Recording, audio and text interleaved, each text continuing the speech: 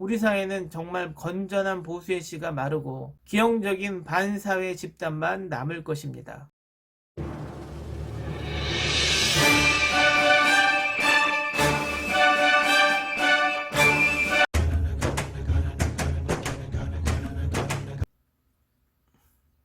안녕하세요. 정치를 품격 있게 풀어드리는 정치클래스TV의 심상만입니다. 오늘은 코로나19 때문에 전 세계에서 뜨고 있는 K방역과 요즘 전 세계가 스포츠 경기를 하지 못하고 있는 가운데 거의 유일하게 대한민국만이 무관중이긴 하나 스포츠를 할 수 있어서 K스포츠가 전 세계에 중계가 되고 있어서 인기를 끌고 있습니다. 그중 야구의 본고장인 미국에 한국의 KBO 프로야구가 생중계되고 있는 가운데 뜻밖의 큰 이슈가 있어서 제가 소개해 볼까 합니다. 그것은 타자가 안타나 홈런을 치고 난 후에 야구 배트를 집어던지는 일명 빠던이라고 불리우는 행위입니다. 이 배트를 집어던지는 행위를 미국은 하지 못하지만 한국은 할 수 있다는 것입니다. 미국의 경우 배트 플립이라고 불리우는 빠던을 하면 상대 투수에게 모욕을 준다고 해서 이 빠던을 금지하고 있습니다. 이 빠던을 하는 순간 곧바로 벤치 클리어링이나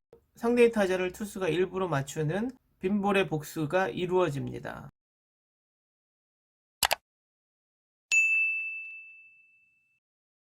미국 쪽 반응은 어떻습니까? 우리 프로야구 보는?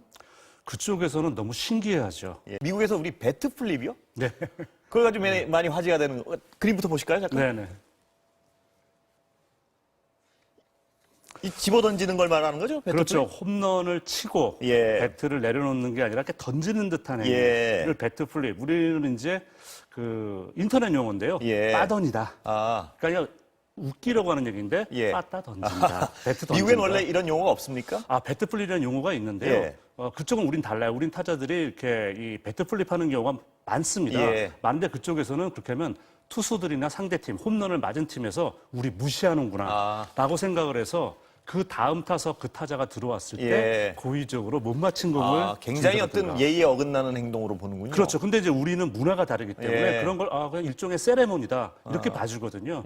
오늘 제가 이 빠던을 주제로 한 이유는 이것입니다. 각 나라마다 스포츠건 일상생활이건 정치건 우리에겐 보이지 않는 사회적 약속, 룰이 있습니다. 그 보이지 않는 룰을 지키지 않으면 사회적 구성원들이나 작게는 사회적 집단들에게 질타와 욕을 먹습니다. 한국 사회에도 일종의 보이지 않는 룰이 존재합니다. 그것은 같은 한국 사람이라면 식민 지배를 당했던 일제강점기, 그 당시를 미화하거나 독도를 일본 땅이라고 말하거나 또는 위안부가 강제가 아닌 자발적인 노동이라고 말하거나 이 룰을 보수건 진보건 똑같은 우리 민족이라는 개념 아래서 제 기억으로는 이승만 정권을 시작해서 노무현 정권까지는 우리 사회에서 반민족적 이야기를 하는 것은 금기가 되었고 그것을 지키지 않았을 때는 질타를 받던 시대에서 살았습니다. 대표적인 사건으로 이영훈이가 위안부 할머니들에게 망언을 하고 위안부 할머니를 찾아가 사죄를 했던 사건입니다.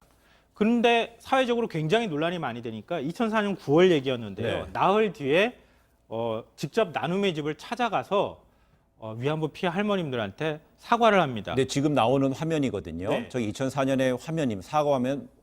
저게 네네. 정확하게 2004년 9월 6일 예. 있었던 일인데요. 네, 나눔의 집에 가서 사과를 한 겁니다. 예, 사회적 금기를 어겼기에 사과를 하지 않으면 이 사회의 구성원으로서 살아가기 힘들다는 판단으로 위안부 할머니를 찾아가 사과를 했던 것이죠. 그런데 우리 사회에 인터넷이 발달되고 익명이라는 이름으로 커뮤니티가 발달되면서 익명의 얼굴을 숨기고 반민족적 이야기를 재미삼아 하는 집단이 생겨나기 시작했고 그 대표적인 집단이 일베라는 이름을 가지고 활동하기 시작했었고 이들 또한 마찬가지로 노무현 정권까지는 사회적 눈초리 때문에 자신이 일베라는 사실을 숨기고 임지에 사는 쥐새끼 마냥 한정된 공간에서 활동을 했었죠.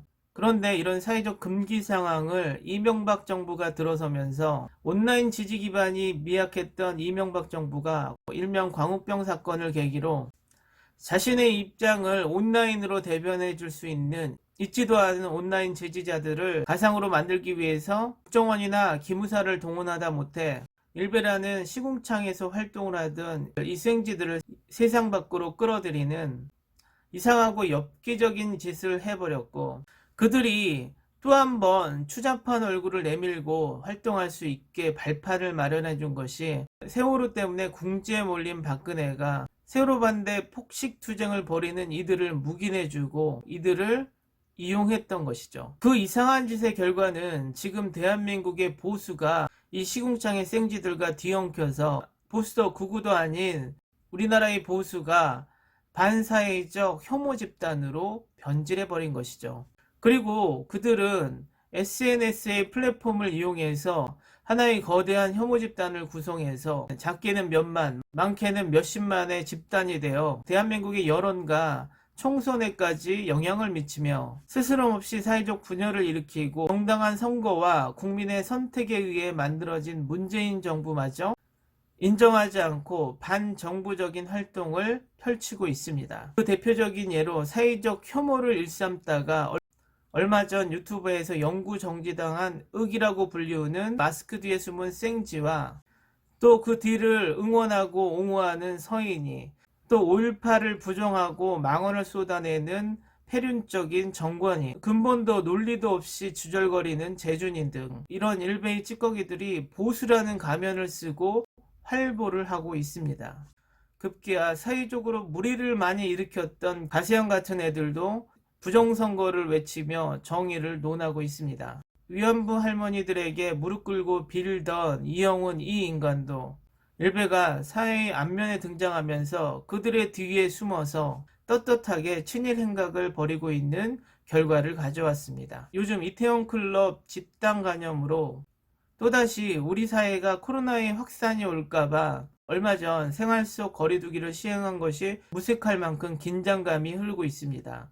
이 또한 사회적 거리두기란 사회적 합의를 무시하고 제멋대로 마스크도 없이 활개하며 고열과 설사를 하면서도 여러 곳을 돌아다니는 행위를 했다고 합니다. 나 하나쯤이야 라는 식의 사회적 룰을 지키지 않았기 때문에 생겨난 결과입니다. 역사를 거슬러 우리가 이승만 정권 때 반민특위만 제대로 되었다면 친일 행위자들과 일베 같은 비이성적인 집단이 우리 사회에 만들어지지 않았겠죠. 어느 사회나 어느 나라나 반사회적인 집단은 존재합니다. 독일에도 신나치주의를 주장하는 세력들, 미국에도 KKK라 불리는 백인 우월주의자들, 중동에도 잘못된 종교적인 신념으로 테러리스트들이 탄생합니다. 제가 지금 나열한 집단들과 우리 사회의 사회적 룰을 지키지 않는 일베와 그 찌꺼기들은 같습니다. 우리가 사회적으로 그냥 지켜만 봐서는 이들이 사라지지 않습니다. 사회적 룰을 지키지 않는 이들을 우리 스스로가 나서서 막지 않으면 우리 사회는 정말 건전한 보수의 씨가 마르고 비형적인 반사회 집단만 남을 것입니다. 그러기에 우리는 항상 깨어 있어야 합니다. 무엇이 정의고 무엇이 악인지 확실하게 구분되는 사회가 만들어져야지 우리는 앞으로 한 발짝이라도 더 나갈 수 있습니다. 그러기 위해서는 여러분들의 힘이 필요합니다.